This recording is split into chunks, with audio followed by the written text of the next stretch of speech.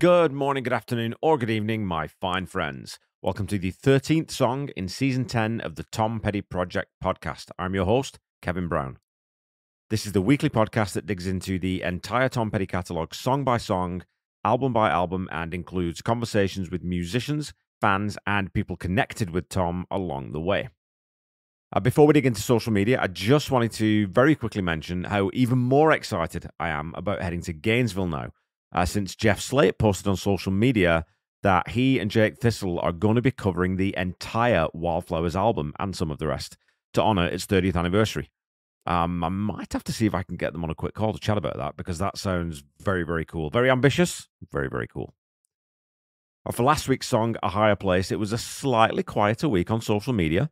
But over on Twitter, Steve Ursel commented, "Great episode and absorbing conversation as always." Thank you very much, Steve. I like this song and your discussions around the lyrics gave me pause for thought, but ultimately, it's a little more lightweight than most of the tracks on the album. Still good, but lower tier by Wildflowers' very high bar. And I do tend to agree with Steve here. The more I've thought about this song, the more I think it's the very, very slight dip on Wildflowers, and the more I listen to the alternate take, the more I'm convinced that it's the better version.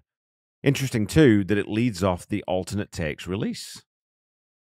On Facebook, Nora Hayward-Olsen posted, "I listened to this wonderful podcast," thanks Nora, while at the gym of a cruise ship as we were coming into Glacier Bay National Park in Alaska. Between being so far north and looking at mountains, what an apt place to listen about this song. That said, this is a song I tend to take rather metaphorically. My spin on it is that we as a society need to get to a higher place. One where kindness and respect are the ideals. There is a note of hope in it for me. And I agree, Nora, there is definitely a hopeful vibe to the song. And looking forward, I think, is generally a positive thing. Nora also commented on the conversation that my guest Ivan Anderson and I had about Dylan and Petty, saying, "My thoughts on the Dylan-Petty comparison. Dylan was a poet whose words became songs. Petty was a songwriter whose words became poetry." And look, I've often wondered about poetry versus songwriting, and I'm sure it all comes down to things like meter and scansion, but you know what, beyond that, I don't know nearly enough about poetry, but not to be able to comment intelligently anyway. And wrapping up, Mary Beth Donnelly commented, "Oh, I just love this song, musically and thematically. A gem among Petty's sanctuary songs with music reminiscent of the Jingle Jangle 60s. Always boosts my spirits." And I love that idea of sanctuary songs. I'll have to give that some more thought and see which others I can come up with. So, thanks to all of you who left comments. It's always really, really appreciated. But without any more ados, let's talk about the low-slung, bluesy rocker, House in the Woods. And if you're a first-time listener to the show, I don't include the music in the show itself, but there's a link to the song in the episode notes so that you can go give the track a listen before, and if you like after, we've dug into it.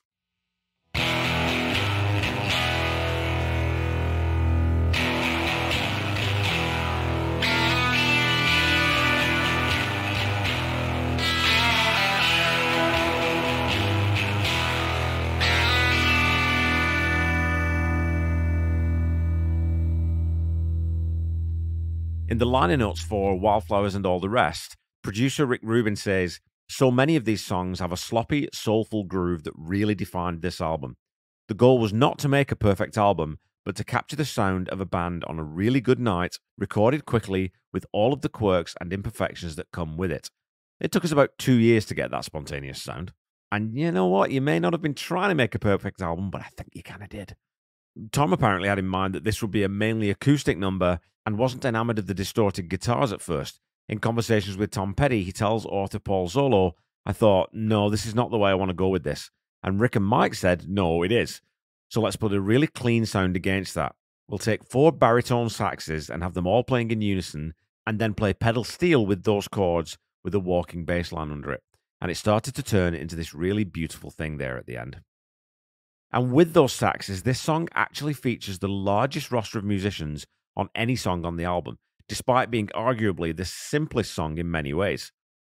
The core of the song is the makeshift yet rather excellent, it turns out, rhythm section of Mike Campbell on bass and Steve Ferroni on drums, with Tom and Mike again on electric guitars, Ben Montench on piano. Then we have Howie Epstein adding harmony vocals and Marty Rifkin, the legendary Marty Rifkin, playing the pedal steel guitar that Tom talks about, and Jim Horn, Brandon Fields, Gary Herbig, and Kim Hutchcroft playing those baritone saxes. Now, I say it's the largest roster, but of course I'm not including the songs which feature the orchestra, led by Michael Kamen. I also said that the song is relatively simple, and it is, other than having one of the weirdest chord progressions in Tom's entire catalogue. The only one I can think of that's less heartbreakers is the superb Can't Stop the Sun from The Last DJ. Mike Campbell says that he was immediately drawn to this song because of that progression, saying, I instantly liked House in the Woods because it had an interesting chord sequence, kind of like Dylan's Lay Lady Lay chords, descending minor and major chords, which is something we didn't normally do. And that's probably where the similarity to Dylan's country-infused Lay Lady Lay ends, though. House in the Woods has a much harder edge and has that glorious three-quarter time, which sees a chord change each bar and a key change every two. The song starts with a thunderous snare floor tom fill from Steve Ferroni that sounds like it's trying to call down the very gods from Mount Olympus. And I've talked about the genius of Steve Ferroni lots in this season, but I only noticed tonight as I was writing this that he's playing little rolls on the hi-hat that you can actually hear really clearly if you're listening to that bit. It's such a wonderful adornment to the groove that adds so much without being overstated. There's another little bit of jiggery pokery with the count here too, as the last chord that we land on in this phrase and hold is then held for 4 bars. So the main phrase is 11 bars long. This pattern is repeated through twice with twin guitars panned into the left and right channels. You can also hear the piano playing very simple chords along with the progression in the second pass. The bass through this section is just playing the root notes of that progression and keeping things really tight and really simple, and in line with that monstrous pounding kick drum. Between the first and second repetitions of the chord progression, we do get a nice bluesy guitar lick from Mike, and he comments on this aspect of the song saying, we're definitely using Jimmy Page as a reference point. Rick would say, well, what would Jimmy do here? So I was thinking of a Led Zeppelin type approach. And in that really simple lick, you can definitely hear, Zepp 2 and Zepp 3's sort of buzzsaw blues energy being channeled. I wonder if Mike played a Les Paul for those parts. That'd be interesting to find out. Tom comes in with that drone-like vocal phrasing, which steps ever downwards with the chord progression. And another thing to note here is how high Steve Ferroni's crash cymbal has been mixed. The drums actually in this song are just cavernous, man. They're all through. I love the way that Tom pronounces the word "see" in "See My Little Darling." He really flattens that syllable to make it sounds almost like "say" rather than "see." And that reminds me of that quote from Jeff Lynne when he recounts George Harrison once saying, Tom's a lucky bugger because he's already got that twang built in. He's got a head start on us. And Tom absolutely knew when to turn it on and when to dial it up. The second half of this first verse sees Mike Campbell taking the bass for a walk in counterpoint to the descending riff. Instead of going down, he starts marching that bass up the scales.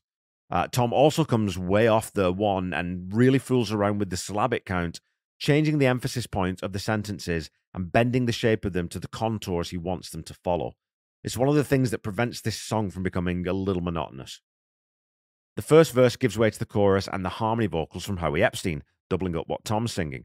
The chord progression in this section is a straight seesaw between 2 chords, first C and G, and then E minor A. The guitar in the left channel matches the walk-up bass pattern, and we also hear those baritone saxes, but only just. They're almost doing what Benmont would do on the organ or a synth, and just filling out the sound, but in that lower register. You can hear them more clearly on later choruses and definitely in the outro, but they're used throughout, well, all the choruses, but just very subtly. In fact, Tom remarks on this in his conversation with Paul Zolo, saying, they just kind of come in as texture.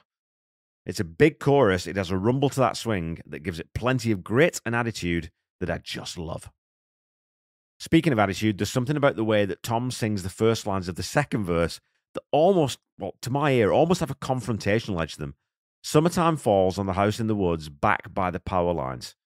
And my guest and I this week are going to get into that a little bit, but just the way he phrases them, he almost sounds like he's laying a challenge down. I think it's the way he almost spits out those words. I also think Back in the Tall Pines is such a great evocative line. It sort of has that air of Johnny Cash mystery or John Prine mystery about it, or possibly Steve Earle. I was actually thinking about this song when I first learned that Steve Earle was going to be performing a track on the Petty Country album, and I wondered if he might do this one because there's something about how loose and gritty it is that would suit Steve's voice down to the ground. Not that I'm mad that he did You're So Bad, mind you, because he did a pretty good job with that one. We have a repeat of the chorus, and then we head into the bridge section of the song, in which we move to an 8-bar progression, and we hear Benmont's piano further up the keyboard and further up in the mix. There's also an absolute raft of guitar parts here. We do have that pedal steel adding that cleaner tone to proceedings, but it's being fought tooth and nail by two other electric guitars, at least two at least, but I think I hear maybe three that are also playing that chord progression as well as arpeggiating it. To bring us out of this section, we get the Hammer of the Gods from Steve Ferroni, thundering a full 2-bar fill, and quite a brilliant one at that. That floor tom quad thing that he's playing is so damn tight, and I've been trying to get the timing of that one all day on my kit, and I've come to the conclusion that I really need to start practicing a heck of a lot more than I have been lately, because I can't get anywhere near it. The song then moves back to the verse chord progression, and we get two different lead guitar parts in the two iterations of it. The first is that pedal steel, which is supplemented by some wonderful noodlery from Mike over in the right channel. Then the next iteration sees a descending walking lead line that is similar to the walking bass, but inverted into the opposite direction. Again, all these lines moving, some moving up, some moving down. It's a very cool arrangement. This carries us into the final chorus, and now you can really hear those saxes, especially in that left channel.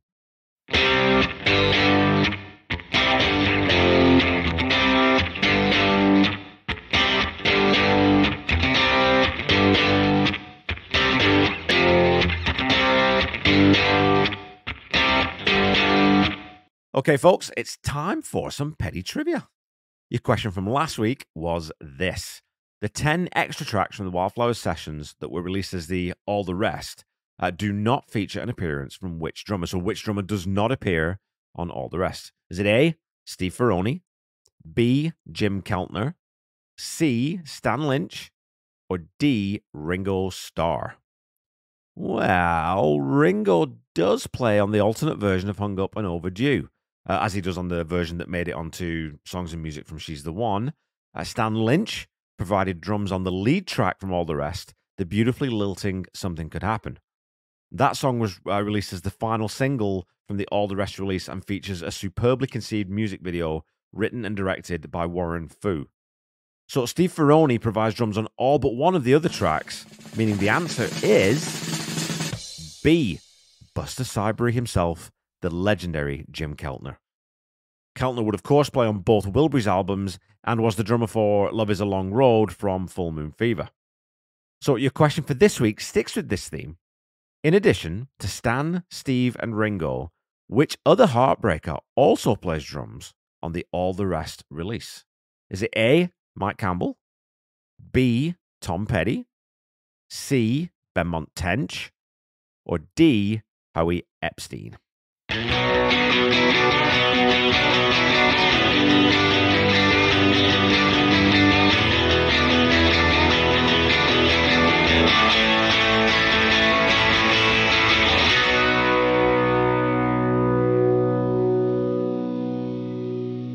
Okay, back to the song. Coming out of this last verse, we go straight back into the bridge section, during which we get another wonderfully bluesy pentatonic lick from Mike C, before the song drops back into its regular verse progression.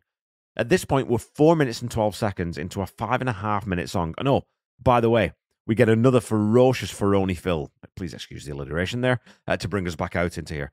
From here, we're not going to get anything new in terms of pushes or builds or section changes. And that should mean that this song is going to drag its feet getting out the door, but there's so much guitar going on to listen to. The pedal steel and Mike Campbell are trading little lead lines, and overall it's just a fun, swampy groove that you're more than happy to sit in for a minute. What could I do but love you, babe? It's such a great line, and Mike Campbell comments, I like the punchline. Tom was romantic to a fault. And there's a romanticism in this song, but for me it's not necessarily an interpersonal romanticism.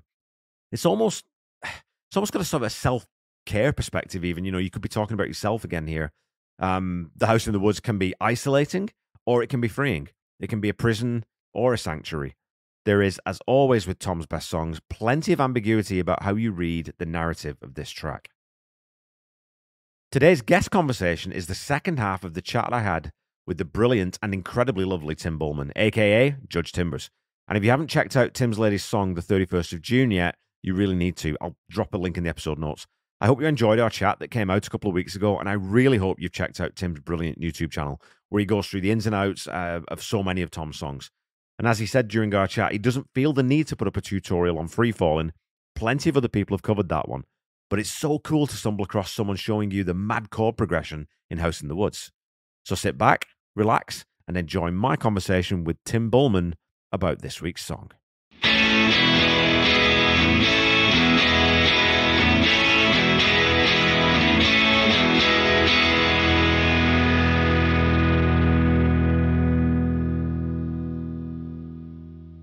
Well, let's talk a little bit about Wildflowers generally then, before we dig into the song I kind of threw at you. So Wildflowers, we talked a little bit when we chatted on the episode that we did.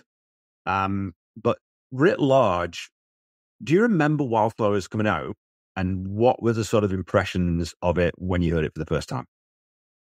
I do remember it coming out in 94. I can't remember. I must have heard something on the radio and liked it. I don't know. Or a video. Can't remember specifically, but I know I went out. It was one of the first Tom Petty albums I bought ever. As I think I said, most of my listening before that was radio Tom Petty, which was still a gigantic field, but it wasn't the deep catalog. Wildflowers I bought. I loved immediately. It just connected. I think the acoustic guitar nature, you just start with Wildflowers, that acoustic guitar. I was hooked. That was it. I was in for the whole ride and, wasn't disappointed by any of the tracks. I think you said it's a perfect album. I agree. There's really nothing I'd change. I do wish it came out as the double album that Tom wanted originally. I love the 10 extra tracks as well.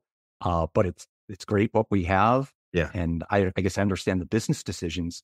But yeah, so that's not one some of the other Tom Petty albums I learned later. During more deep dives, but Wildflowers has been with me since 1994. Yeah. It's always been in my listening rotation, always will be. I listen to it today, just in preparation, and it just sounds great. It just sounds great. I'm sure we'll get into the production and all that, but You talk about, though, I mean, I haven't talked about too much with other people, like Somewhere into Heaven as one of the extra tracks that we got, and then you listen to that and you think, that caliber of song to be left off the album and only to resurface, 20 years, 30 years later, whatever, that's a lead single for most part. Okay. And that's what we're talking about with Tom, like a song like California, it does end up surface on She's On Everything, but those songs that were sort of, I don't want to say thrown away, but those songs, well, no, I think that's not quite strong enough to make the album. It's like, are you kidding me? Really? And that just goes to show, I mean, I've said this so many times, when you look at those outtakes from even this stuff from that didn't make Let Me Up, or some of the stuff that didn't make, the Apartment Song, or stuff that got sort of recorded for Southern accents, and you think, really? These are sitting and looking at them thinking, it's not quite as good as the other stuff we've got. It's like, wow, this is a deep, deep, deep well of songs that this guy's writing at the time. Well, when you have Ringo Starr drum on, Hung Up and Overdue, and it doesn't make the album. I mean, and again, I understand. Rick's talked about that and the decisions, and it's a long, slow song, so it makes sense. Yeah. But the thing, again, what to your point, the quality of those songs that didn't make it, but that just is such a testament to the 15 songs that did make it. Yeah. that they got selected above all, and they formed that one album.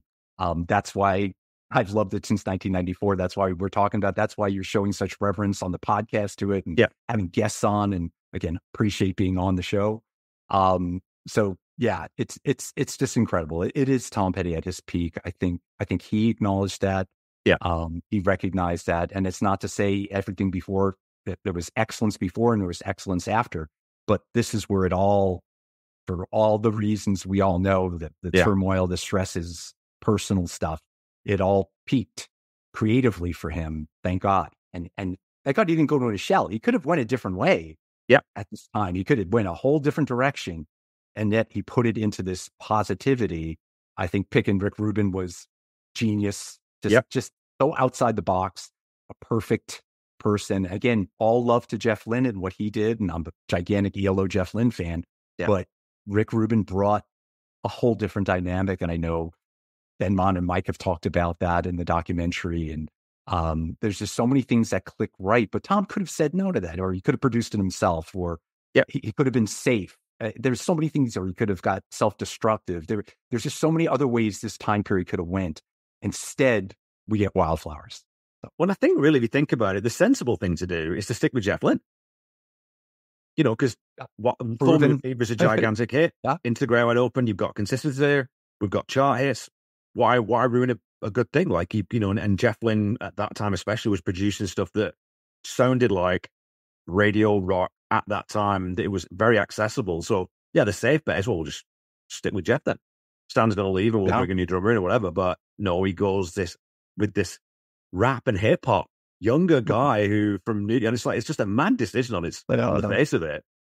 But like we said, thank God he did it, because otherwise we wouldn't have got a Wildflowers. We just wouldn't with anyone else, I don't think, to be honest. And I think, I don't know everything about Rick Rubin, but I know he's not really, he doesn't hold himself out to really be a musician per se. I think he described himself as a music fan. He just knows what he likes to hear, and he probably hears things differently than us. And I think I mentioned earlier, I read his book on creativity. I mean, he's got a wild creative mind. Yeah. And it's just that Tom clicked with that and saw that. And that, I think, let the musicians, the Mike Campbells, the Ben Monts, the Tom, be musicians, but he could just sort of steer it from a more theoretical standpoint. Whereas Jeff Lynne, again, this is not a criticism of Jeff Lynne, it's just a different way to do it, is an expert musician. He could play it all just like them pretty much. And that, I'm sure, did cause some friction, and it just maybe took away some of the creativity, some of the spontaneity that Wildflowers just by having Rick Rubin, somebody like that, I think it just opened up the musicians to really push things, to really explore things. And I and it does sound different than all the previous Tom Petty albums. Yeah. I mean, that kind of says it all. Well, I think the thing with Jeff Lynne too, right? I'm a huge ELO fan, so I just bought Out of the Blue on vinyl. I mean, what a record! But the tendency the worry with Jeff Lynne is Jeff Lynne's, I'll just play it, and I know what you want. I'll just play it myself. I'll play the bass. I'll do the keyboards. I don't, because he can do it all, right? And he gets it right pretty much every time. But again, you'd lose the heart of Wildflowers if Jeff came. I mean, we're saying that. I mean, maybe you wouldn't, because it's Jeff Lynne and he is a genius. Maybe you would have recognized, but it definitely wouldn't have sounded like this. And I think that Wildflowers is probably my favorite sounding record of all time. Probably would put Day at the Races by Queen in that argument as well, just in terms of sonics. Wow. But the sound of this, like, I mean, you record and you produce, and to get this sound and to get an album that sounds like they're just sitting over there. It sounds like you're in the room with them. It's incredible, and it's consistent all through. Such a transition point. So I think it just makes sense to change things up. He was already changing the band a little bit, and changing producer. I'm sure it wasn't a negative comment about Jeff Lynne or his production. Sure, Tom, I mean, they stayed great friends, and I think he always appreciated all that and loved working with him, being a Wilbury together, all that. But I think he was going into a new phase in his life, and he was. I've done some of this in my own personal life, but you go through something big. Sometimes you want to change a lot at the same time. You don't want to just keep everything except this one change. Yeah. And I think Tom, I'm just guessing here, but maybe he saw it. I want to do something new. I want to go a different way. I want to try something. He didn't know it was going to work with Rick. It could have been a failure. I mean, it could have flopped. Who knows? They wouldn't have got along. But he had an open mind, and I think just wanted to, as I would say, make it a transformation, a transition. And again, a lot of stars had a line to make this work. Yeah. Probably most of the personalities. That's the hardest thing. You're dealing with a lot of people, a lot of very talented people, creative people, to get them to work together for such a long period, such a long recording session, split out over time. But they all, when they talk about it, when you watch Somewhere You Got to Be Free, I watched that yesterday again. Yeah. It's such a wonderful documentary. But you hear them talking about reminiscing, it's so positive. They all talk about it. What a positive feeling it was. Everybody was happy recording, and they were all into it, and they were all involved in it. They didn't feel left out. They didn't feel slighted. No grudges. It was that I credit Tom with being the band leader to create this transformation. Yeah. It's that thing of, I was talking to Will about this, about songwriting and lyric writing, is that the very best, the guys who reach that level, also, as part of having talent out the wazoo and all this kind of stuff, and opportunity, you got to throw that in there, but they pay attention, right? And they know, okay, Tom recognized that Jimmy Iovine was a hard taskmaster, but he learned so much about studio craft during that 3-album run. Then with Jeff Lynne, he learned a ton more. Rick Rubin comes in. Tom, I'm sure, immediately thought, yeah, this guy's going to be able to help me in ways I might not even realize yet. I think the other thing is you talk about is recognizing that when Steve Baroni comes in, I think and I don't think I've focused on this very much, or maybe to the extent that maybe I think we're going to start doing is, I think Ferroni coming in also, because he's just this affable, happy, super competent, brilliantly technical, superb musician. But it's just that vibe that he gives off, right? Where it's just, you can't, how could you be mad, or how could there be sort of a fractious environment or atmosphere around Steve Ferroni when you got the biggest grin in the world, you know? Wow. I think all those elements come into play, like it just changes the mood, yeah. Again, not to make it all about the Beatles, but when the Beatles were falling apart and Get Back and Let It Be, they bring in Billy Preston. Yeah. And it's same type of character. Yeah. Just calms everything down. The Beatles rise their game. He, a fantastic musician, calm person, the whole thing. It just, who knows where that project would have ended up without Billy Preston? We'll never know. Yeah. But so you're right. I agree with you totally. And I think it sounds like Rick was very, at least partly involved. I think Mike recommended Steve. If I recall correctly, I'm not sure exactly how Steve, I know it was technically an audition, but however, Rick liked Steve, obviously, and liked what he brought, and it all just clicked. Yeah. And it's, some of it, I guess, is luck, but there's a lot more than luck. Of course, talent and just professionalism, collegiality, all those things at play, but they're all in good behavior. And that's, you get a Wildflowers when everybody's operating at the top level of their game. Yeah. It's funny. And when they talk, sorry, go ahead. I was going to say, when you listen to Rubin talk as well, though, he's such a calm, doesn't tend to raise his voice very much, to the extent that sometimes I find his podcasts hard to listen to because there's not very much, variability in his volume, but just very calm, very measured, knows what he wants. And I think that's going back to what you were talking about with Rubin being that risk. I think even though he's not a musician, Rick Rubin very clearly understands artists. And I think he could probably be a producer if, I don't know, if graphic artists have producers in that same way, or, sculptors, but he just understands what artists need to be able to create. That's what he does. That's what he's brilliant at. And he has, just a superb ear. Yeah. Well, that's it. I'm not here promoting his book, but it is great. I've really enjoyed it. It's not about just working with musicians. It's about all art. It's not just artists. It's about people. I mean, it's everybody can be creative in their daily lives. Yeah. So you're right. He has a very broad view of creativity and art. He just focused it on music, on Wildflowers, which was wonderful for all this. But yeah, it's expansive. But sure, right. Every interview with him, I see he's laying down on the couch. It's just great. Chilled out. It's just great.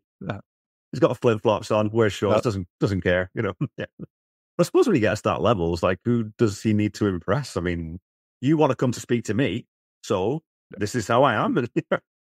Yeah. And I'm sure he was that way in the studio. I'm sure he stood up sometimes, but I mean, I think he had that calm demeanor. And okay, let's try this. Even on the song, things they tried that didn't make the final version. That's all good stuff. That's how genius operates. All of them trying different things, working things out, patience. But don't you think too, though, like, and going, talking about the album a little bit more, but when Wildflowers and all the rest comes out, and then finding Wildflowers, so we get the demos, and we get the alternate takes, and we've got the album, and especially the stuff that we do when we're sort of deconstructing songs, listening, that's just the gold mine.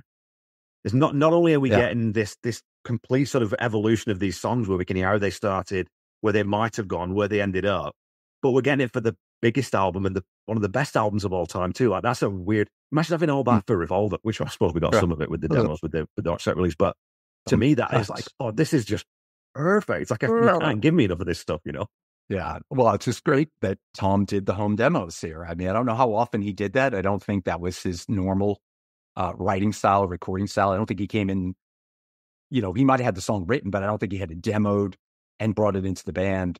Here, he's playing the demos for Rick Rubin, for Mike, maybe playing some of the songs on the acoustic guitar, whatever. But but so we have it, and it's just wonderful. Yeah. Again, the closest thing is kind of the issue demos with the Beatles for the White Album. You have those kind of home demos, very similar. And it, you can compare them to the final release version on the White Album. It's so interesting, what changes were made, what wasn't, what was retained. I mean, it's for us music geeks and fans, deep fans, that, it's not for just a casual person to listen to some home demo. I get that, but thank God the Tom Petty estate and the Beatles and different artists, they've recognized that their fan bases want to hear this. They'll pay money for it. They'll really listen to it. They will buy it. You know, if you make it, we'll come. Whatever. It's what your true fans want, though. It's like, you know, it's what Aerosmith always gets wrong. But I don't want another greatest hits set of songs packaged up and rebrand. I want it. This is the stuff I want to hear. Like, give me the demo with no vocal before the vocal was written. Give me anything. I don't care. That's what I want to hear.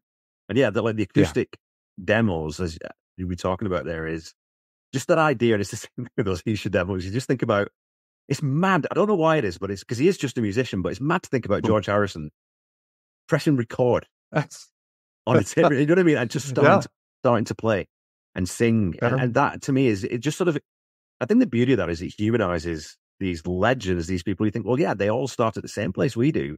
Those little amateur, there's no difference in the process. It's just that they happen to have done it so many more times and probably a bit more confidence in, okay, I've written this. I'm not too sure about that bit, but I'm not going to get hung up on that. You know what? Mike will probably figure something out there, or Ben Mont will have a suggestion. So I'm going to get it. And it's that discipline of, when you've got the song idea, just record it. See where it goes, you know. And obviously, Tom, those demos, and apart from Wildflowers, aren't always one take. He'll have sat down and played through them, and so we're getting sort of a good demo. But still, it shows you that that's how songs are created. It's not magic. It's graft, and it's just throwing ideas and throwing as much paint at the walls as you can and seeing where it takes you. And again, as a musician, as a hobbyist, it's really encouraging, right? You think, okay, well, Tom started there with that song, but look where it ended up, man. Yeah. So there is hope for these little songs that we write in our bedrooms, right? So definitely. It is amazing some of the things that are, you know, recorded at home by these artists, in particular. And you hear it, and it does make you feel good. You're like, oh, you know, he played the wrong chord there, or you know, he misspoke the lyric, or whatever. Just little mistake that we all do, or dropped his pick playing. I mean, simple things like that happen. But you don't hear that on a produced final version released record. Yeah. And sometimes we might not think our heroes, our music heroes, ever make a mistake, or they're perfect always. You know, they're not. They're human beings too. They're much better than me and maybe you. I don't know. But they're real, and they're comfortable sharing that. I don't think Tom would be upset with the demos being released, or the Beatles now being, you know, there's imperfections, there's off-key singing, there's all sorts of things. I don't think it would bother them. I think they didn't want to be deified and like unrealistically, because they knew they were just working musicians. Tom Petty was a working musician. That's it at the end of the day. Break strings. They play out of tune sometimes. You drop their pick sometimes. I mean, that's a real musician. That's what happens. It's not fantasy. So it is nice. They write, you rock me, and then sucks, and they know it sucks, and everyone else knows it sucks, so they don't do it yet until they get that line right. Yep. But I was going to say too, because it's been interesting this season listening to whenever people say, "Oh, I prefer that alternate version to the final take," because I love all the alternate versions.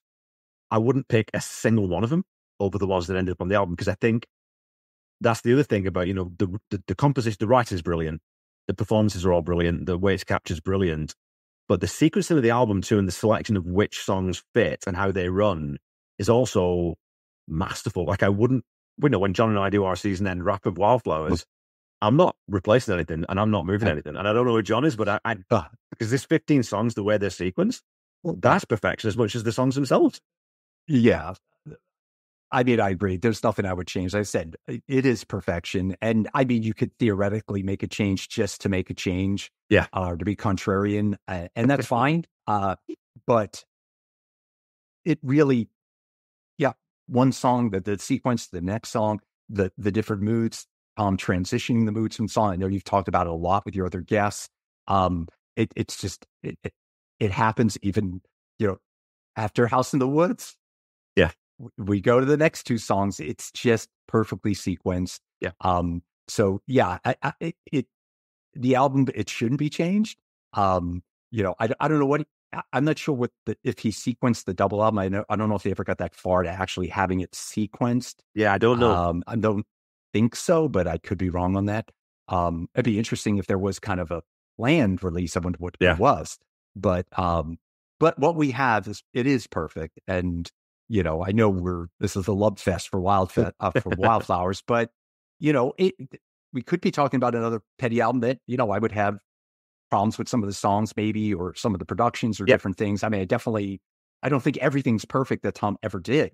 But this is the album where it just is. And Tom, I mean, he is a pretty modest person. I think anybody would recognize that in him. He did not talk up himself or talk about being a great musician or being a great songwriter. I think even he, in his modesty, kind of stuck up for this album as like, yeah, that was really good. I'm really proud of that. Yeah. Like, I'm sure so if he can do that, and he didn't say that about every album.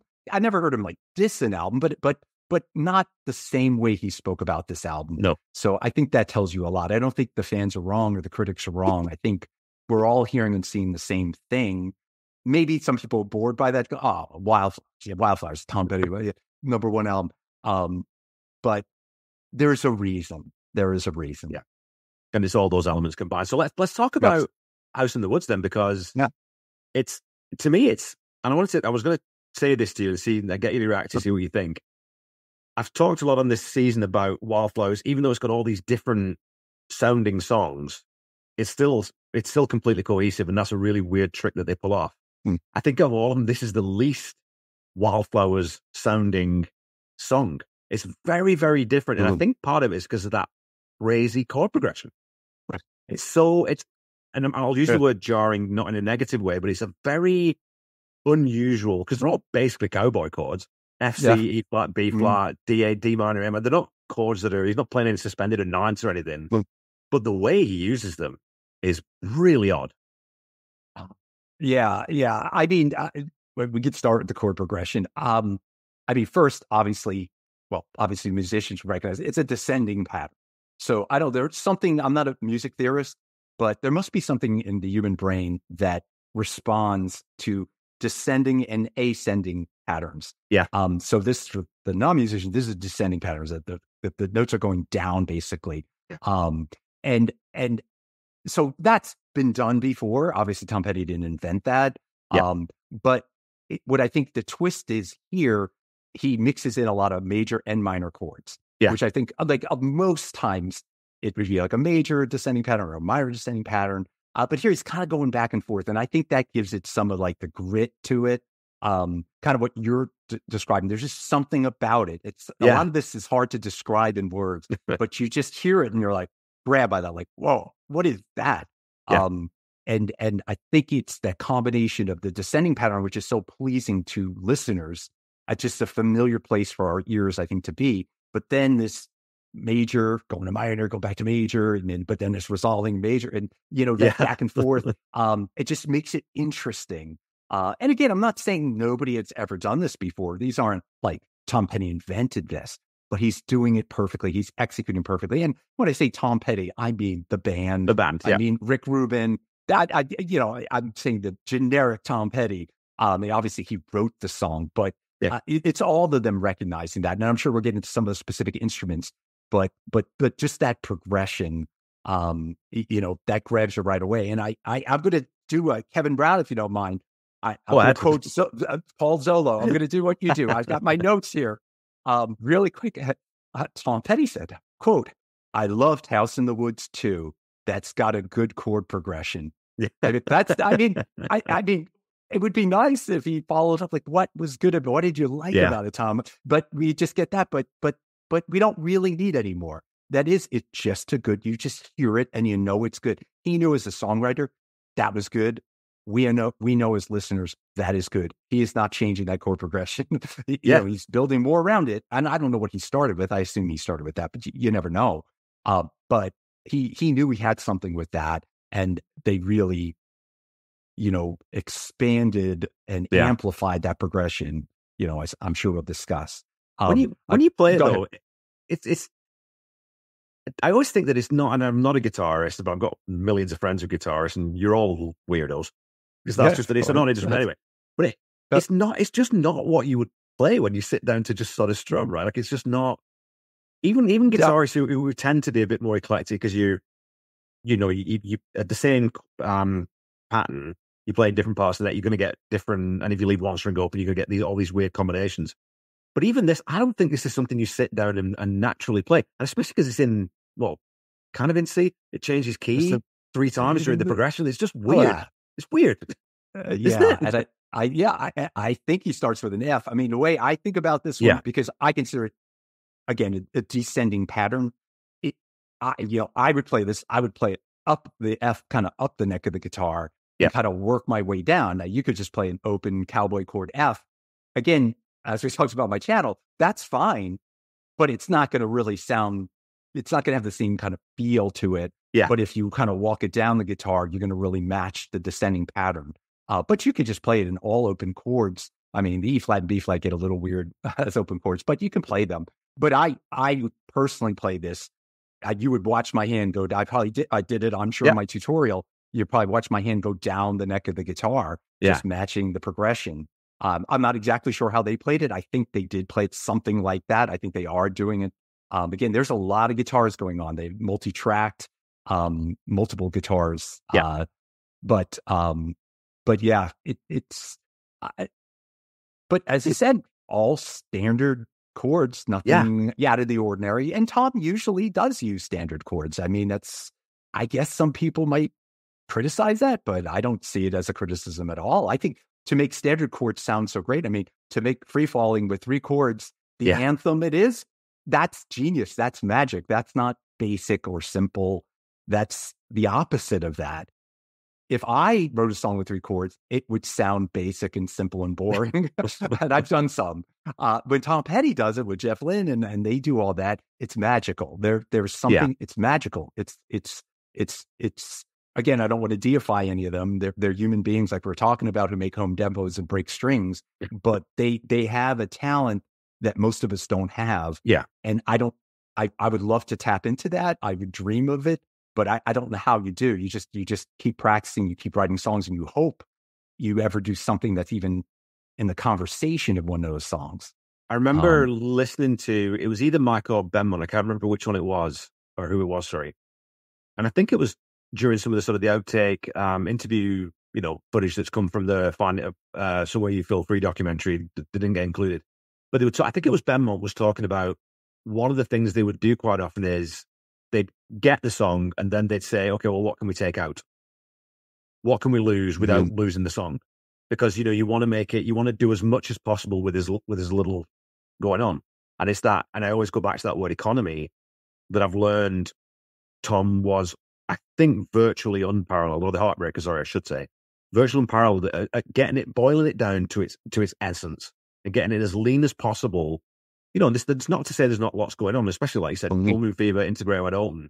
When I started listening to those albums with the critical, it was like, there's like 7 guitar parts here. This is crazy. But it doesn't sound like that.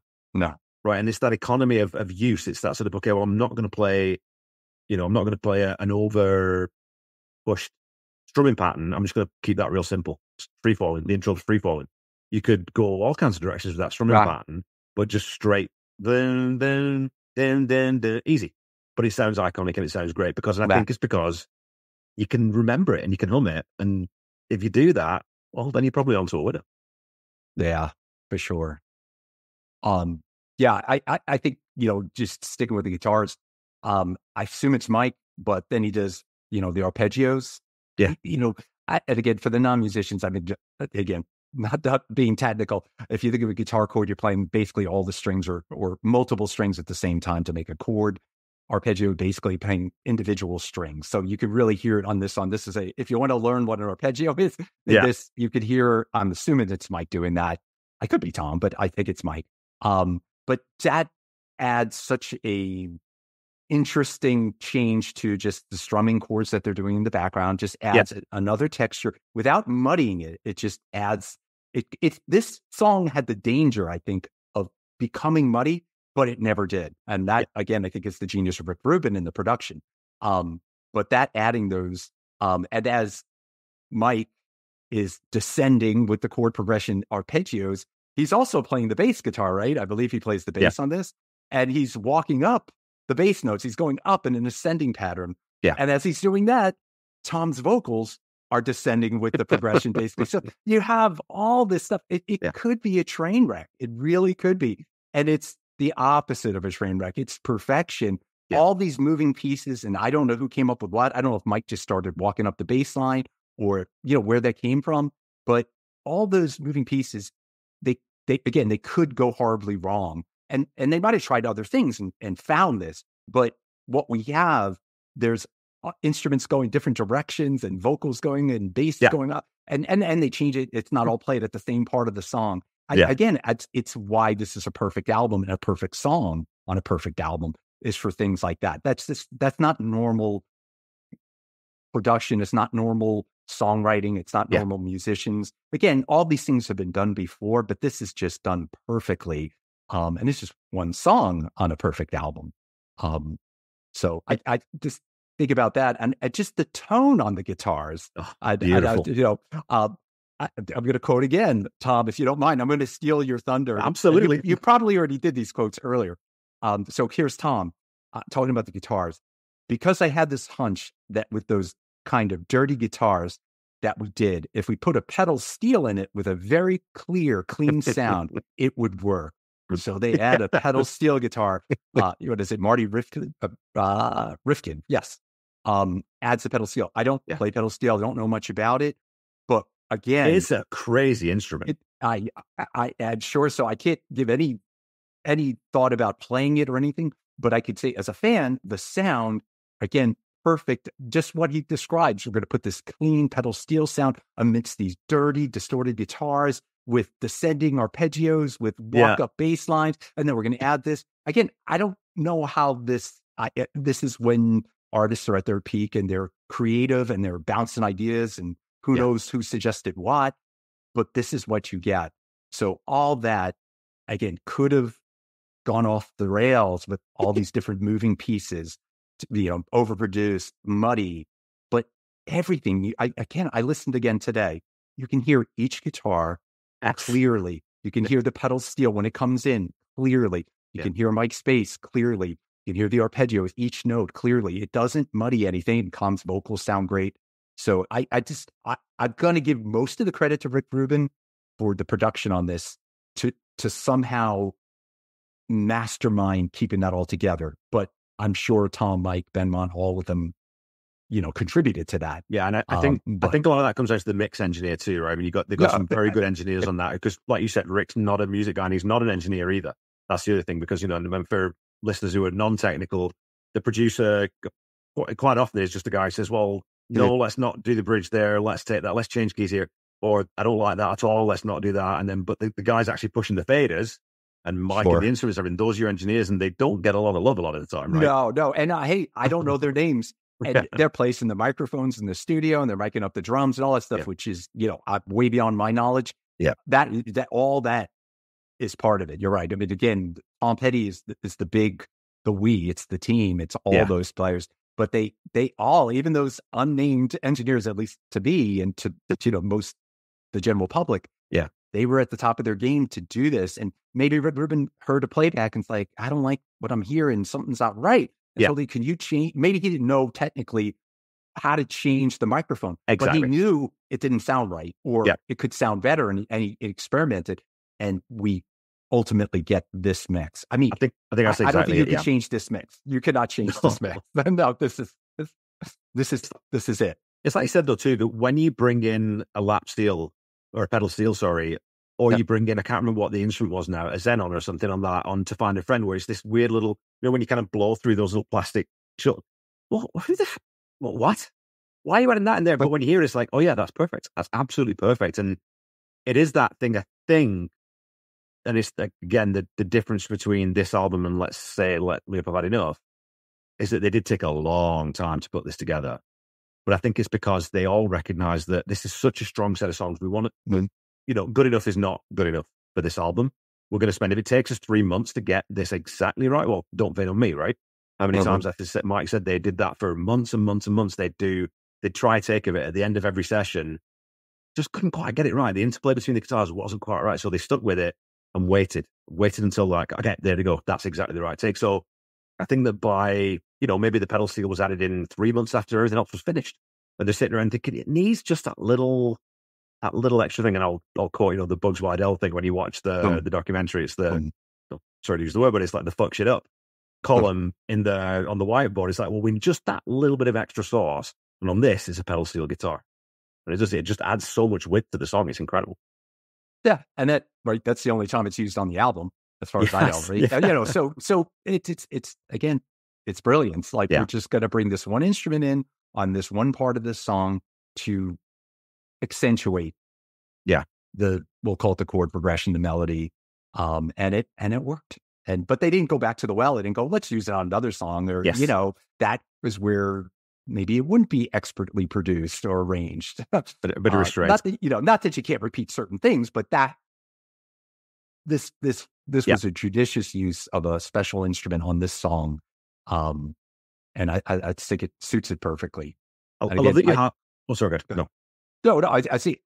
I know Marty Rifkin. I looked him up just because I don't know pedal steel guitar players, but he's a big deal guy in the pedal steel guitar world. Yeah, so they didn't get some guy off the street. Like, they went to a top LA studio guy to do this. So he came in, I'm sure, ready to do his part, and who knows? It could have been a one take thing. I have no idea, but but glad they did it, and glad he took the session. It's funny too. You talked about those interplaying, those moving lines of bass going down, vocal going down, guitar going up, or all these different moving parts. When you're not, when you're just thinking about House in the Woods from Wildflowers as a song disconnected from, you think, oh, it's a really simple song, and it is, but it isn't either. It's like you're talking about because the chord progression is weird, and you don't really think about it that hard until you look at it. It's got all these elements that are moving around in different directions that, as you said, if you get that wrong, it's going to be a train wreck. And then the other thing about this song is it's only verse, chorus. Yeah, it's 5.5. It's the longest song on the album. It's 5.5 minutes, but it's not too long either. So it's this weird trick. You think, I should be getting bored with this by now. Well, it's not really. Oh, go ahead. Sorry. Yeah, no. It just feels like 5.5 minutes. You could trim this down. It's like, nah, I kind of like it at 5.5 minutes. Yeah. Well, I tried to think, in preparation, what is a fair criticism of the song? I mean, to be objective, what could you say? I mean, we're Tom Petty fans. We love him. And I think maybe the best criticism I'll say would be the length. 5.5 minute song. I mean, to a non-Tom Petty fan, they might like the song, but think it goes on, it drags or something like that. Yeah. Now, I get that. I guess that's fair. I wouldn't say that's a crazy criticism or anything. But my thought on this song, first thing, we might get into the lyrics a little bit and everything, but this is a mood imagery song to me. So it's a slow, swampy song. So it can't be short and sweet. It's not that kind of song. Yeah. It doesn't fit what I think Tom's trying to convey in the song lyrically, even though I think he's conveying most of it through the music. But the other thing is, we've talked about all these complexities of things changing and going up and down and all this. But then, I don't know if it's about the 4-minute mark, somewhere around there, they add the trombones, right? So I think if there was a danger of it, quote unquote, getting boring or just feeling routine, he adds this trombone section. So I've got another Tom Petty quote, if I could, I'm sorry, the saxophones. I said trombones. I bet the saxophones, the baritone saxophones. So Tom said of this, we'll take 4 baritone saxes and have them all playing in unison, and then play pedal steel with those chords with a walking bass line under it. And it started to turn into this really beautiful thing there at the end. And I mixed the horns where you hardly notice they're there. They're just kind of come in as texture.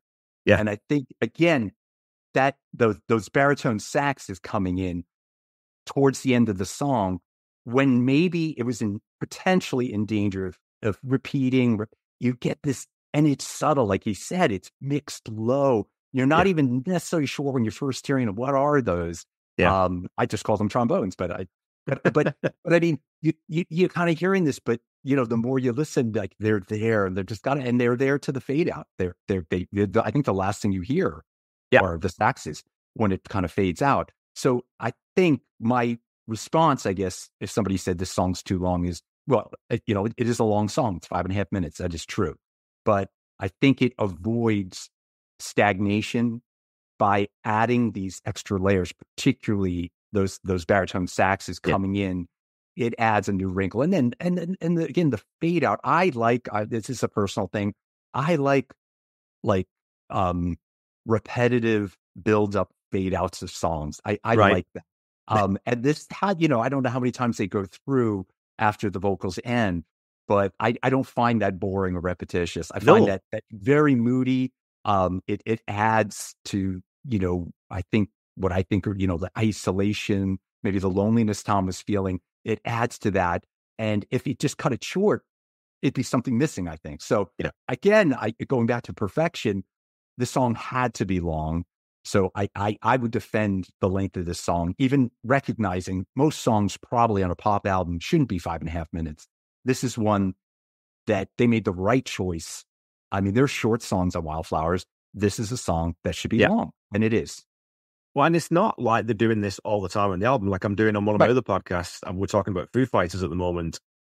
And Dave Grohl, unfortunately, towards sort of the later stage of the Foo Fighters career, got a bit into that mode where, I like that, so I'm going to do it 15 times. It's like, okay, but what he's not doing, though, is adding in saxes or adding in a xenon or a little Farfisa organ or whatever it is. And that's what Rick Rubin was talking about on Wildflowers, is that when you listen, even the title song, right, he's talking about he says, you think that Wildflowers is just an acoustic guitar song. He says, when in fact, there's about 30 different moments in that song that happen. You just don't really notice them unless you pay attention, because they're very small moments. And this is another song that, I think, Good to Be King would be the other song that has a fairly extended ending, but it's not like that's going on all the time. So when it happens here, I'm the same. Like, I'm not getting bored with this. I love this. And also, you know what? If you're in a band, if you're in a jam band, you could play that for weeks. You could play that, right? And just have everyone solo over the top of it. Yeah. Yeah. So that's the one criticism, I think, a fair criticism, but I think there's reasons they went the way they did. I'm glad they did. Honestly, it wouldn't bother me if it went on a little longer. It's one of those songs. Yeah. Wouldn't bother me. Maybe they could have added something more if they wanted to, but I'm fine with where they stop. But yeah, it's Good to Be King. Same thing. I am not bored during that fade out. During that fade outro. out is I mean, that's amazing. when I said, that would be the song I'd want to perform or whatever, if you took out, if the song ended when the vocals ended, it would lose so much. It's both those parts. The end makes the beginning and the verses so much stronger, and vice versa. It's the perfection of putting these together. It's the production, it's the songwriting, it's the composition. One without the other, both would be okay, but combined. So sometimes songs have a length, but you're right. If every song on Wildflowers are 5 or 6 minutes, that might be a problem. But I don't think Tom would have ever done that. I don't think Rick Rubin would have suggested that. And they clearly didn't do it that way. But you think about this too. You think about Cabin Down Below and House in the Woods, which sometimes get sort of, coupled as they're, even though they're not thematically similar at all. But you think about those two songs, one's just under 3 minutes and one's the longest song of them. So one's the shortest and one's the longest. And yet, when you just think them in your head, I don't think you think of them as being different lengths. You'd say, they're probably both about 3.5 minutes. Because, you know what I mean? It's that trick of the brain that, I think anyway, with House in the Woods, that it doesn't feel long, even though it is. It's weird. Everything about this song is weird, man. It just shouldn't work. No, it is weird. It's a very unusual song. So I'm so happy to be talking to you about it. It's one of the reasons I covered it, because I love this song, obviously. At Cabin, House in the Woods, it's a cabin, house. But Tom did say they were connected. Is another thing in the solo book. He basically said they were connected. But we don't know what he meant by that. Is it just because it's the house and the woods and the cabin, or thematically? We're not really sure exactly, but that's interesting to talk about. But I thought maybe even Leave Virginia Alone with the line about the Georgia pines. If you really want to get into woods and that theme and being out in the woods, and I think that was all these themes were going in Tom's mind at this time, and woods and cabins and loneliness, solitude, maybe all these things. So I think they were coming out in different ways. Was that because one of our listeners, had said about to find a friend? Oh no, sorry, Cabin Down Below, talking about that they read it as not being like a sexy thing, about being or let's just get away and reconnect as two human beings. Like let's get away from technology and modern life and everything. I was like, oh, I hadn't really thought about that. And then this one's got a little bit about, what can I do but love you, babe? It's quite a mournful type of line. Like there's a resignation in that line, right? Yeah, to me, when I've looked at these lyrics a lot, been listening to it for a long time. To me, I think, as I said, this is a mood imagery song, which is all the music we were just talking about, is why, to me, these lyrics are image lyrics. So I see this song, just my opinion, this is a song about solitude, isolation, loneliness. When Tom says, I'm going to the house in the woods to see my girl, whatever the exact line is, right at the beginning, the mother of darling. I don't think he's literally singing, I'm going to a house in the woods to meet up with a woman. I think he's either reminiscing about a time in his life when he did those things and he had positive thoughts about that. Or he might be thinking into the future. I hope someday I'll meet a woman in the woods, woods just being anywhere, basically. But I don't think he's writing about a hookup in the woods in this house. And this song, Cabin Down Below, might be more literal, maybe. But this one, I think it's the lyrics are really, and when he's asking those questions, what can I do to love you, and those things, they're questions. They're almost pleas. I mean, in the official lyrics, they put question marks. Like, I checked that just to see, is this a statement or is this an interrogatory? And they put question marks, so I assume that's the official lyrics. So to me, this song is 95% music, which is everything except the lyrics. So it's the production, it's the mood, it's the vibe, it's the musicianship, it's the composition. So when you get to the lyrics, I think they just enhance that with this, vision of, I'm going to the woods by myself, not a neighbor for 9 or 10 miles. I'm alone. I guess I'm thinking about things. We know he's thinking about tough things. We've all gone through tough things. I'm sure we can relate to that at one level or another. So I think that's why the music, why it's dirty guitars, why it's what I'd say swampy a little bit. I think he's given that because he's in despair, he's lonely, he's despondent. All those things are going on, and these words just kind of give you that feeling. You could take them literally. You could take, he's going to a house in the woods during the summer, and he's going to meet a girl there, and let's have love. I want to have love with you, whatever. And that's fine. And maybe he did mean it that way, or maybe he wrote it that way. But when I hear the song with everything, with the lyrics and the music, I'm not. The lyrics just add to that imagery of solitude, loneliness, despair, and all that. And it's a good point. So as you're talking there, it's making me think that I'm gonna have to think on this a little bit more and get my thoughts in order. But it's almost with that sort of very southern rock kind of, or greasy bluesy feel to this song. It's almost like he's like going to the house in the woods. Well, that's Gainesville, maybe even, or back to sort of familiar. Like, let's get back to something where I know I'm safe, almost. Yeah. I definitely, in my mind, I don't picture, but it could be the mountains in Georgia, or and I am picturing the South. He may not have been thinking of that, but exactly what you said. That's in my mind. I'm thinking of that. Somewhere, Alabama, Arkansas, wherever. And whether he's thinking about his, youthful, fond memories of that time, it's hard to say. I mean, he could be talking about the woods in California or the woods in Canada. I mean, there are woods, a lot of places, but I do feel like it's the southern woods, southeastern United States woods. That's what he's talking about. It has that southern feel about. This does not sound like a California song to me.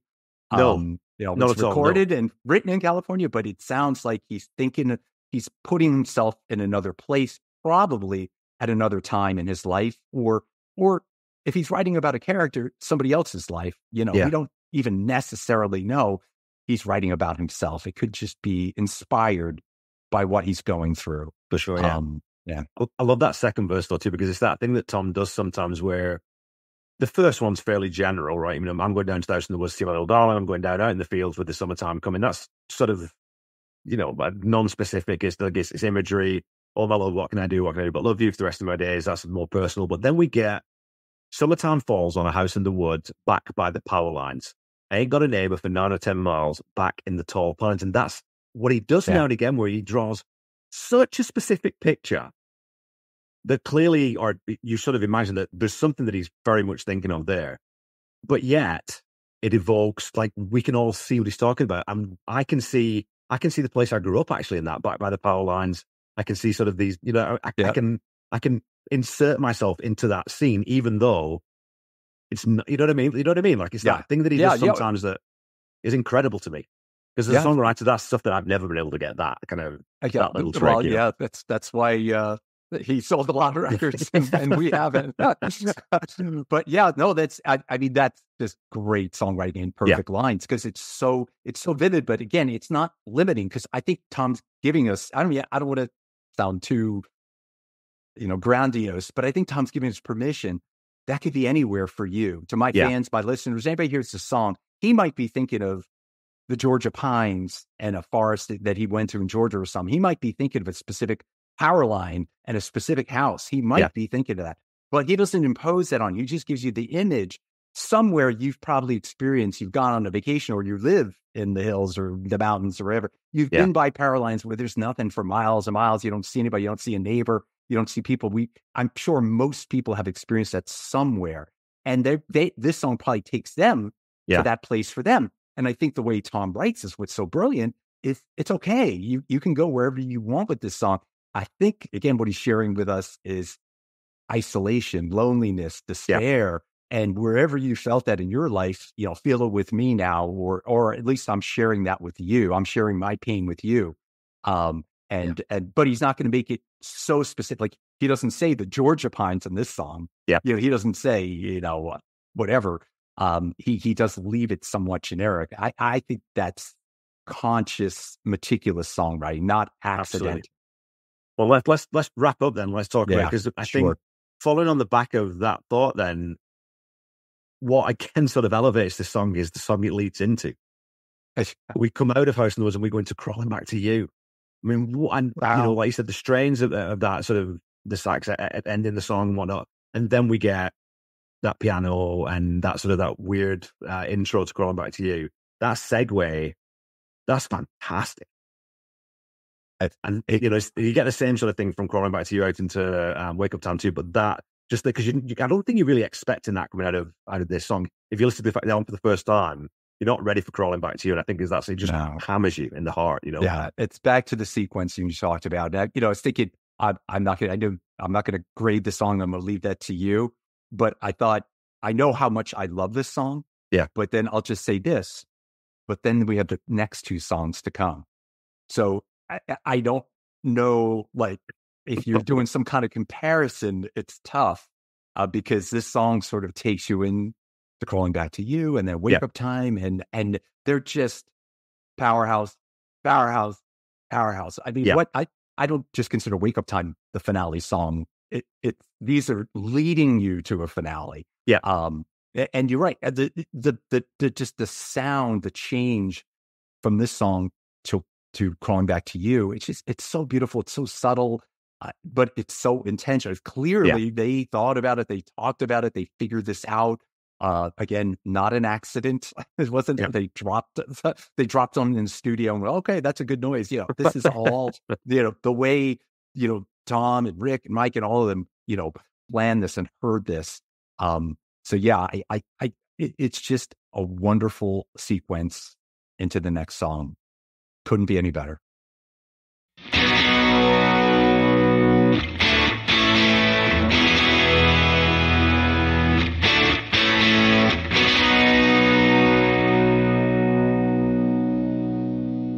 Okay, Pettyheads, that's it for this week. Coming into the season, I thought that if I was going to dip under a 7 out of 10 on any song, I thought it might be this one. There's a part of my brain that says it's a little too long and it could be tightened up a bit more. And you know what? That's almost certainly true. You could shave a minute or a minute and a half off this song and it probably wouldn't suffer at all. but it's such a wonderful chord progression, and there's so much guitar to listen to that I don't mind the length of it at all. House in the Woods, it almost provides just a little bit of last relief, and, to quote the philosopher Marshall Mathers, because this shit's about to get heavy. We're heading into two of the most profound songs Tom ever wrote to close out this album, so I think he's just given us a little bit of breathing room before the emotional storm. House in the Woods is a great palate cleanser and a fun little number, depending on how you read it, with an interesting chord progression, a boatload of guitars, and a killer drum part from Steve Ferroni. So I'm going to give this one a super rock solid 8 out of 10.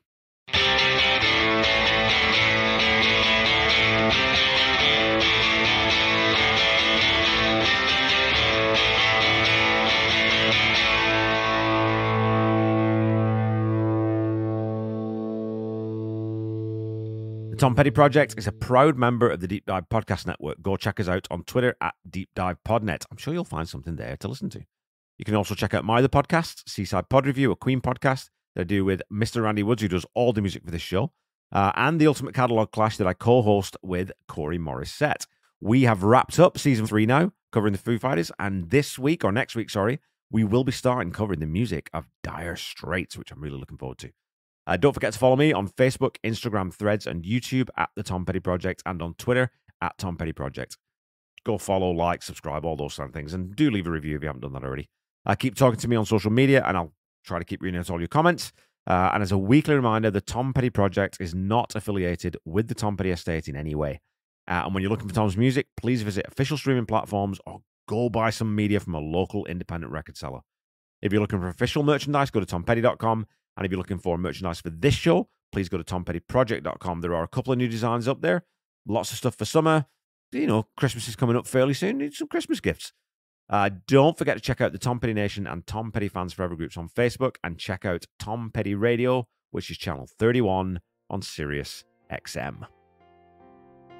Until we meet again next week, keep listening to and sharing Tom's music. Try to be kind. Try to say I love you to someone at least once a day. Stay safe and healthy, and I'll be back with you next week to talk about, in my opinion, one of the greatest songs ever written, Crawling Back to You. Bye-bye.